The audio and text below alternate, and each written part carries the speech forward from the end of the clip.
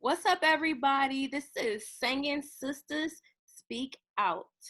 Today, I have a wonderful singer and actress, Miss Delana Flowers. Whoop, whoop, whoop, whoop, whoop. How are you today? I am fantastic. How about yourself? I'm good. I'm feeling good. I'm feeling good. Good. Yeah. So, give the people a little bit of how you got started with your musical journey. Okay, that's an easy question. Music, because I know you Say, as well. say that again. I said in both entertainment and singing, acting, everything, the whole shebang. Okay. Oh, well, my start musically is super easy. Like, I feel like I was like born on like the church pew. I grew up singing in church. That's where I started. And if I remember correctly, the rule was if you were old enough to like stand up on your own, then you could be on the kids choir. So I was like, okay, good. I got that. So, so I grew up in Lancaster, Pennsylvania, and I grew up at Race Temple Church of God in Christ. If you know anything about Kojic, you know they don't mess around when it comes to music. And my pastor was part of a family that was like notorious in our area for singing, like squalling, singing their faces off. So like he wasn't playing. Like there were Sundays where we sounded a mess. Like even on the adult choir sounded a mess, and he was like, "Have a seat." Ooh. They were not playing around with the whole train them up. If you standing up and you in the choir, they are not playing around. Listen, you better get that training for Sunday morning, because Sunday morning is not the time. This is not rehearsal. I was like, "Ooh, okay." So that's why I started singing. Acting I started doing in high school. My high school did Little Shop of Horrors, and they wanted the doo-wop singers to be people of color. So I got into that, and that's kind of where the bug bit me, and I've been like sold on theater ever since. Let's see, what else? I didn't start singing with bands until I got here to Pittsburgh. And funny story, I live in an apartment. There's three apartments in the building. There was a lady that lived in the apartment above me, and the guy that she was dating at the time, he would come visit her. And one day she knocked on my door to tell me to turn my music down, and I was mad because it was a Sunday afternoon. It wasn't like, people are sleeping or whatever, and I was mad. But something on the inside said, "Don't be nasty." Okay, so I opened the door, and she was like, "Can you turn your music down a little bit?" And I was like, "Yes." And she was like, "Oh, by the way, my boyfriend is in a band, and they're looking for another singer. Can I give him your name?" And I was like, "Yes." And so the next time I talked to her boyfriend, he was like, "I've heard you singing in the bathroom, but I thought it was the radio." And I was like, "No, that was me." You'll never guess who it was. Who was it? It was Wayne Barber. It was so crazy. And so I started singing with a band that he had at the time. I think I was with him for about a year or two, and that was my first experience with singing with a band. This world is so small. It is. It truly is. Like, At that point, I don't think I knew who House of Soul was, so I didn't even know, that connection until later. But I was like, thank you, Lord, that I was not nasty to my neighbor, because I missed that opportunity. My first gig with that band, never guess where it was. where? The Galaxy in Homewood. Girl. Being in the Galaxy for karaoke, that was my little spot. Honey, listen, I didn't know. I tried to be cute with these heels on, forgetting that we were going to be standing for a while. When I tell you, my feet hurt so bad. And when we were done, I think we did 2 sets. We were done with that second set, and it was just about to turn midnight. Honey, that whole crowd got real different. And I was like, I think it's time for me to go now? Y'all, if you've ever been to the Galaxy, the crowd really will get different at a Yeah. the freaks come out at night. Oh God, yeah. Freaks come out at night, y'all. So out of place. So you mentioned like how your feet were hurting. What do you do when it's those times? Like when do you have any like kind of hacks that you take with you to each show that like gets you through a show? Take a pair of cute flats, honey, because that the cute heels got an expiration date on them. So I say all the time, I hope you seen the shoe when I came in because they probably won't be on when I go out. I most definitely have. I even have photo shoot shoes. Yes. Those are the ones I'm wearing when I just need to look cute for this photo shoot. And then right, I can't even get through a gig with the boy. Honey, I got some little flat sandals with some cute little bling bling on them, so they still look, cute.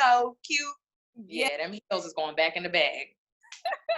Have you ever had any like real wardrobe malfunctions? I actually,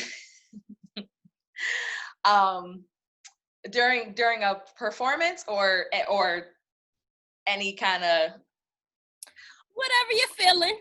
Okay, so this past Saturday, I had a fashion show to do, also model, and I had to be at the point at 7 a.m. So I was already struggling. I'm not a morning person. And the designer that I was walking for, he made my garment out of repurposed men's clothing. Ooh. So the top of it was a men's shirt that he like cut up.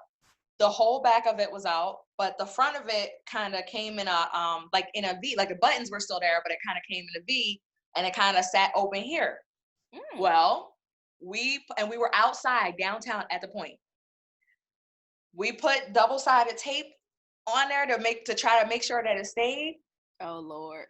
This side stayed perfectly. This side, now mind you, and I was first to walk. So like I'm first. I'm walking, the wind gets to blowing a little bit, garment starts moving a little bit, and I was like, oh, it feels mighty breezy all of a sudden. Oh. And I had been joking prior to that day. I was like, yeah, I hope I don't have a Janet Jackson moment. I hope that don't, and that's exactly what happened. That's exactly what happened. It came out. The whole thing. And thank God, though, we were doing a circle around the, my part of the runway was a circle around the fountain at the point, and I was on the far side, so there weren't like a lot of people over there, and there weren't a lot of people out that early in the morning, but they were filming. So I was like, how do I discreetly like put this back and keep walking at the same time? Lord. There wasn't any way to do that, so they had to stop the film. They tried duct tape the second time. Okay. That stayed for about 5 seconds, and it came back out again. And so we finally fixed it and got through it. When I came home, the initial double-sided tape that was on this side, girl, I found that down here on my stomach. Oh. I don't know how it got there. I was like, are you kidding me? Oh, gosh. Unbelievable. As a model, I guess you have to be comfortable with your body being exposed to some degree. I mean, you don't want the whole cha-chas coming out. Right. But stuff happens, it's the same thing with live theater. I'm an actress also, and like stuff happens during a show that like it just happens. Like you can't, and you have to keep going. You just have to keep it moving.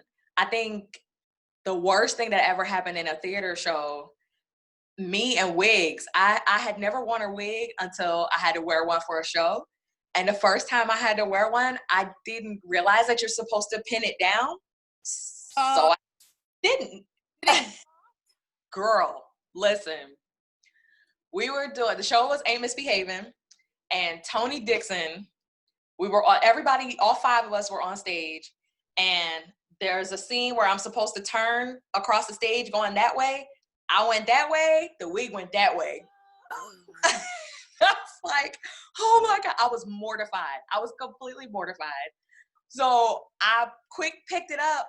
I put it back on my head, but there's no mirror out there, so I definitely put it on backwards. Okay. And so Tony has to do a series of turns, and he has to go past me when he does that. Let me tell you, this dude, he went right past me. As he was going past, he turned that wig completely around and kept going. I was like, and immediately after that, the crew comes on stage and they snatch off the top layer of our clothes, and like it's more like glamorous stuff under it. Girl, they came running out and snatched that stuff off so fast because they were still laughing about my wig. They were laughing so hard I could feel them vibrating. Like, and I was gone. Like, Tony danced with me right after that, and he whispers in my ear, "You're not even here anymore, are you?" I was like, "No." I know this reminds me of when we sung at the annual banquet. There's the gospel awards banquet that we sing at, and we were singing a gospel song, and it was an upbeat gospel song, and I happened to have on granny panties that day. And I got to jump in, and the words was higher and higher where these panties was going lower. And they were falling off. Oh my God. I had no idea. Soon as we got off stage, I went straight to the bathroom. I bet you did. Lord Jesus. And that's why I'm like, this Sangin Sisters group is so important, because there's things that we go through that people just do not understand. And the men have no clue of what's all happening. Okay? So, no. So I know you to be a perfectionist, just like me, when it's time to perform. So how do you get yourself back in gear when those crazy, catastrophic situations occur? I think you have to, like, I know mindfulness has become like a real like buzzword lately, but it really is a thing. Like, you have to be willing to stay present and just accept that things are going to happen that like you're not going to have any control over. I will say that if you're on stage with other people, it's so important to have good camaraderie between you and the people that you're on stage with, because sometimes they end up being your saving grace. Yeah. Because sometimes there's nothing you can do about whatever's happening, and you need somebody to like help. Like I think specifically about with Wayne's band at the time. It was me and two other girls were the singers along with Wayne. And I was extremely tired. That's something else. Get your rest, because if you don't, it will tell on you. Mm-hmm. I was in rehearsals for a play, and my mom was was getting ready to go to Cleveland Clinic to have heart surgery done. Ooh. And I was gonna like drive back and forth up there like after rehearsals at 10 o'clock at night. So I was exhausted, and I was working. So I was exhausted. I was tired. We did that gig that night, and I knew I was tired, but I was like, you can just push through this and then you can relax a little bit. I got the whole way through the entire night. We get to the last song. The last song is mine. I lead it. I'm pretty sure it was Rocksteady. They started playing that intro, and I was like, okay, I'm ready. I opened my mouth, and I could hear that I was singing in a different key than they were playing in. And I was so tired that I couldn't fix it. Like, I knew what was wrong. I could hear it. And it was like my brain was like, I told you I was tired and you didn't listen. So I'm going to go ahead and fix this. Sit down. So I stopped and I let them play a little bit more. And I was like, they'll come back around and I'll try again. They came back around. I went to jump in, and I am still singing in a completely different key than they're playing it. No. I was just so tired. I couldn't fix it. So Dawn, I will never forget this. Dawn, one of the other female singers, she took over the song for me. And she just let it go. And I was so grateful. Excuse me. So I'm tickling my throat. I was so grateful that she did that. And I think later she thought that I was like upset and I was like, no, girl, that's what you're supposed to do. Don't leave me out there like blowing in the wind. Come save me. No, thank you for doing that, because I couldn't fix it. Yeah. And I mean, as performers, you're gonna crash. The thing you don't want to do is burn. Exactly. And that's where that was headed. And I just I couldn't fix it. So I learned my lesson. Get your rest. Yeah. Because it affects so many different things. You don't even. It does. What all it affects. It's truth. Being a woman in the business, modeling, singing, acting, any of that, have you ever experienced any like times where you were treated unfairly or treated differently? And if so, how did you handle that? Unfortunately, I also sing with Katie and Carmen. Shout out to BGBs. Whoop whoop. And unfortunately, we have had several instances where like people tried to shortchange us money, or like they tried to pay us less. Like just like people trying to get over on us because we were women. And I think it's sad that that's still a thing. But we've encountered that more than once, and it's frustrating. It's really frustrating. For sure. And you guys put in, for those who don't know, they put in a lot of work when they're doing shows. There's nonstop rehearsals together and separately. You're driving to each other's home to practice. You're buying outfits. You know, you're doing everything that you have to do to prepare for this moment, and then to be treated unfairly, it's like crazy. And one time in particular, the person tried to tell us, well, this is the way it is in the industry. Say what now? I don't think I understand. Come again? No. So we've started being more adamant about contracts because of stuff like that. They force your hand. They do. It's a shame that you can't just have a verbal agreement and people stick to it. It's unfortunate, but you will get burned. Yeah, it's crazy. Yeah. So what are some of your like noteworthy events that you've performed in and showcased your gifting at, like some of the things that you're like, okay, I did that? I think the biggest thing on my list was playing Laurel in Dreamgirls. That was just an amazing experience from start to finish. I didn't even think I was going to get in that show. I wasn't even going to audition, as a matter of fact. But I wasn't. I was in another show with Montez Freeland at the time. And he was like, you are going to the Dreamgirls audition, right? And I was like, I don't think so. He was like, what? If you don't get your butt to that audition? And I was like, but I don't know if I go to the audition. So I went, and it took like a month for them to get back to us. So I just assumed that they had like chosen somebody else. And then I got that call, and I was like, oh my God.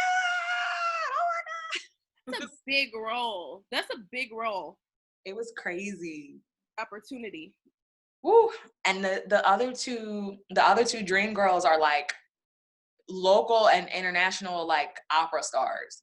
And almost everybody in the cast had like musical theater degrees or degrees in dance, and then there's me. And I was like, oh, what am I doing here? What did I get myself into? Oh my God. I was completely freaking out. We were pulling, I would say 8-hour rehearsals. Oh Lord. Plus if you're working too. I was working part-time, and I would leave work go to the theater, we do our rehearsal, and then I come home and practice some more until I just passed out. And then I wake up and start all over. And we did that for almost a month. We put that show up in 3 weeks. That's crazy. Mm-hmm. I didn't even think about that. Like, guys, I went to see the show and it was phenomenal. But like, when you really think about everything that it takes to put, especially that show on, mm-hmm. to do that in such a short amount of time. Yes. Yeah. That's crazy. It was. I was like, I had talked to my mom almost every day, but she knew when I started those rehearsals, she would just send me a text. How's my dream, girl? Hang in there, girl. You got it. I was like, thank you. Thank you. I'm not sure. I love you from afar. Right. That's probably one of my biggest like experiences that I've had. I learned so much. Everybody I worked with was amazing. You all, my fellow singers and performers and actors, you all came out and supported me. That meant the world to me. It was just such a great, hands down, was one of my like most memorable experiences. All right, everyone, this is part 2 of Sangin Sisters Speak Out with Delana Flowers, actress, singer, model, etc., etc., etc. So, before we got disconnected, I was wondering how the pandemic was affecting you, being an entertainer. Yeah, I initially, after I got over the shock of everything kind of being shut down all of a sudden, it just made me realize that I needed to like sit down somewhere. We get so caught up in between work and performing and doing, and it can become like a hamster wheel. And you're going, and, burning the candle at both ends. And you just, I didn't realize until that happened that I needed to like have several seats, like, and I needed the rest. And initially I was like, oh, okay, well, I'll just take this class and this class. And then it was like, wait a minute. How about you take some time to like rest? And, we have a hard time, I think, especially as women, we have a hard time understanding that rest is its own productivity. Oh, because we think we always have to be doing something, and that's the way we've been raised, and the way society can make us feel that if you're sitting down or you're doing nothing or you're laying down or taking care of you, that you're being lazy or you're being non-productive. But I have learned that the opposite is true. I'm way more productive in the traditional sense of the word when I'm rested, when I'm taking care of me, and so for the first 2 weeks of the pandemic, I like cleaned up my apartment in a way that I really haven't had a chance to do probably since I moved in like 8 or more years ago. I definitely can relate to that. Girl, I was even in the basement throwing stuff out. I was like, oh, you really trying to do something here? I was coming up with so many little tasks. Okay, so this day I'm going to clean this closet out. This day I'm going to do this.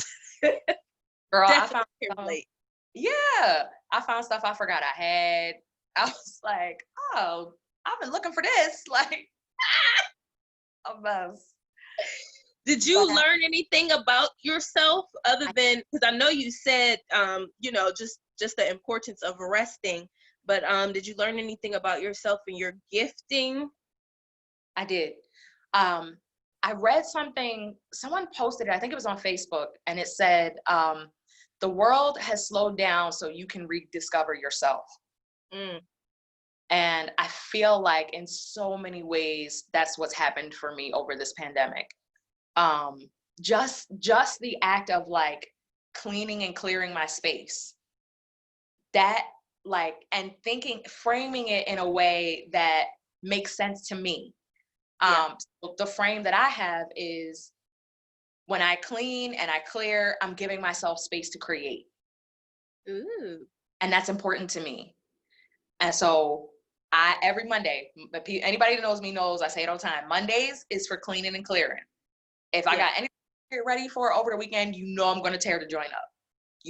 There's going to be, there's going to be clothes everywhere because I'm trying to figure out what to wear. There's going to be shoes everywhere because it just is what it is. I accept it. Okay. And then I can relax about it because Monday is for cleaning and clearing. Yeah. So today, what did I do all day? I was cleaning and clearing. I cleaned up my place. I did a mask on my face, charcoal mask to clean and clear the makeup from the weekend. That's what Mondays are for. So that's something that I've learned to put into practice. It makes such a difference. That is great. I know myself, I don't have a specific time that I do it, and I do need to have a specific day where it's okay, this is what I'm doing, as opposed to being today I'm gonna clean, One thing that you really helped me out with is hiring a housekeeper. Honey, indeed. So I started I had her come once a month. Hmm? It wasn't even much.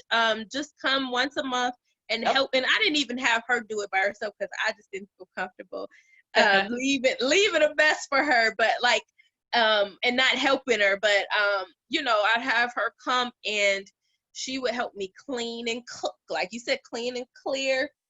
And you just feel better after it's over. You do. And when you're trying to juggle so much as an entertainer, you're your own hairstylist, you're your own makeup artist, you're your own wardrobe. Right. You're tearing up your home in the process. Exactly. And people try to make you think that, as a woman, that you're just supposed to be able to do it all. I can't. And it was Michelle Betts that finally said to me, Delana, you are doing so much. You don't have time to clean. You don't have time for that. Get somebody to do it. There's no shame in that.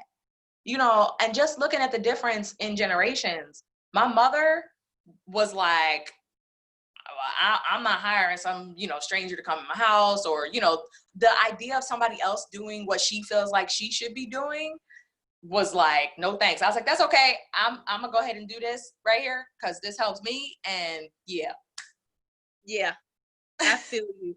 That was so helpful. I cannot wait till this pandemic is over and I can have her come. And this girl who I see, she actually was a therapist on the side. Yeah. So it was like a cleaning / therapy session. Right. Girl, my cleaning, I have a guy, shout out to Mr. Sparkles. Sparkles. Right. Girl, he came in here one day, he said, oh, honey, have you been depressed? You going through something? I was like, yeah, actually I have been. He was like, it's okay. You're going to feel better when I get done in here. I said, okay. I think I left to go do something and came back and I was like, oh Lord, it feels like a different place in here. Oh. I feel you.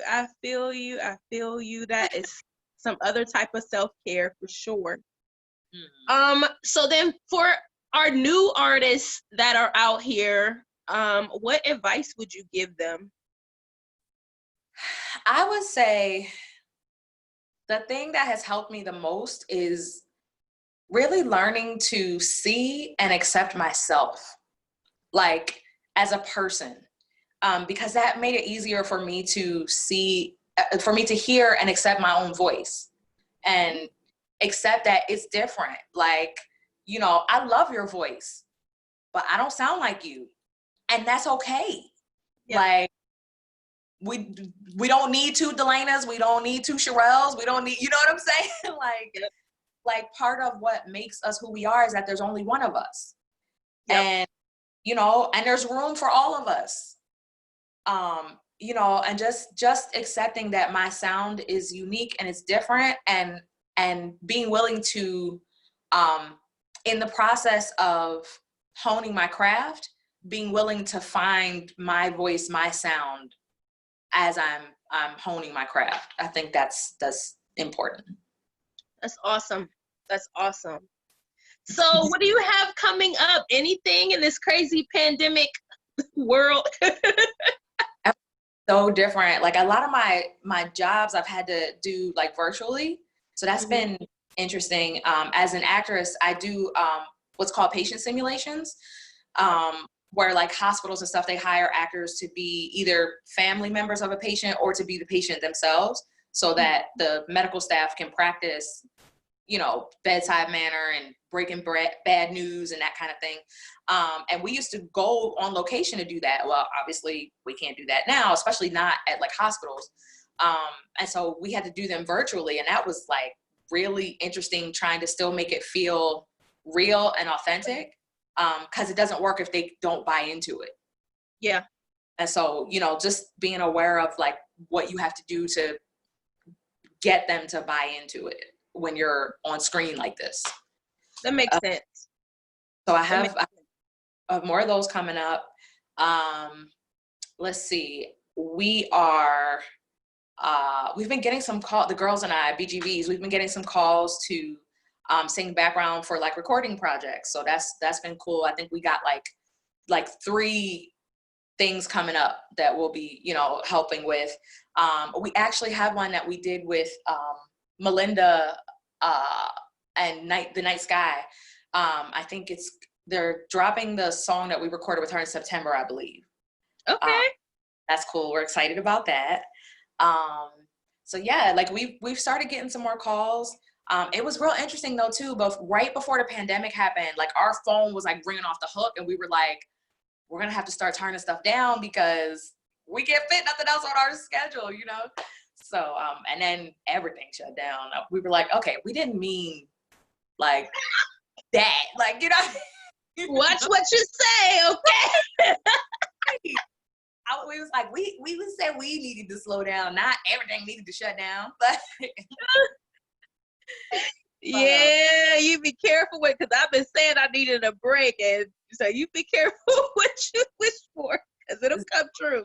Yes, like this is not what I had in mind. Oh my gosh. We have I also lead worship at a couple of churches, so that's another place where they had to adapt. Like, you know, the people can't come into the building, so you got to figure out how to make it work. So the end of the month, I have at East Liberty Presbyterian, I'll be the soloist for one of their services, so I'll be doing that. That's also the weekend of my birthday. Woo! Yeah. Yo, baby. So that's the whole month celebrations. You know, I will celebrate for a whole month. People be like, wasn't your birthday last? Don't matter. I'm still celebrating. I'm still celebrating. I'm alive. That's right. That's right. That's awesome. That is awesome. So everybody look out for Delana Flowers. Check her out. I'm going to have her information so that you guys can click and support her. You can send her some Cash App, because we need some Cash App love, because we need it in this pandemic. And that's that. So this is Singing Sister Speak Out. I am your girl Sherelle Unique, and this is Miss Delana Flowers. See y'all later. Bye. Bye.